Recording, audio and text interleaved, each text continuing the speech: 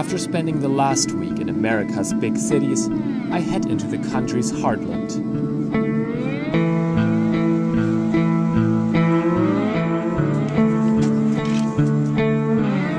In 2006, Somali refugees started to arrive in Emporia, Kansas, to work at the local food processing plant. Not even 2 years later, drastic job cuts forced all of them to move on to other plants in the Midwest. Laszlo Kulchar, a sociology professor, conducted a soon-to-be-published study in Emporia to learn more about the impact of the Somalis' arrival and quick departure on the town's culture. Before the Somalis came, and then of course Emporia, just like most of the other Midwestern places with a significant Latino population, had the typical tensions that we know from the national discourse about, immigrants coming in, stealing our jobs, behaving sort of like differently.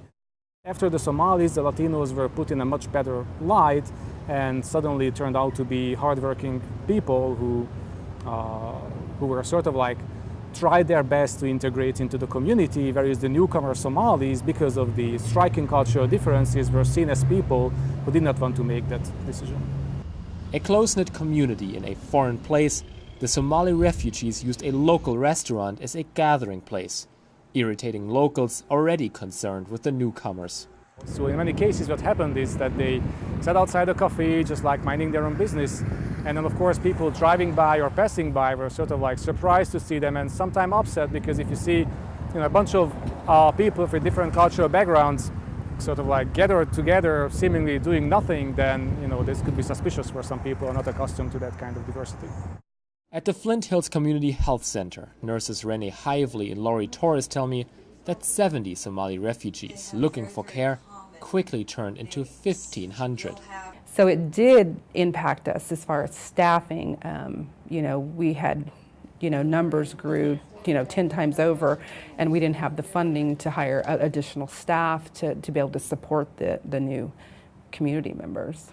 The bottlenecks were huge here, and the impact that it had on the rest of our patients coming in is longer wait times, and our regular clients were getting frustrated because they would have to wait longer to get their child vaccinated.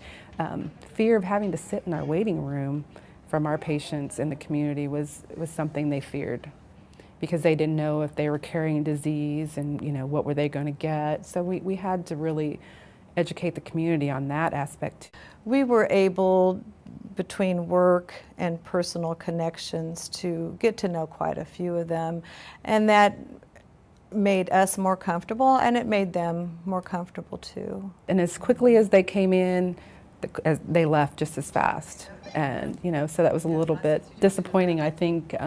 When I first found out that Tyson was closing down a lot of their operations, and I knew what it would mean, that they'd be leaving and fairly quickly, I was almost devastated. I mean, really, it was very sad, because I knew a lot of the new friendships that we'd made, and we were making real progress even out in the community. The communities, parts of it were pretty slow to come around. And it was an opportunity to educate, somebody about new people coming in. It's not going to happen. It's happened before. I mean, we'd had Hispanics migrate in, we've had Vietnamese, Cambodian come in, but never a group of people that had such an impact.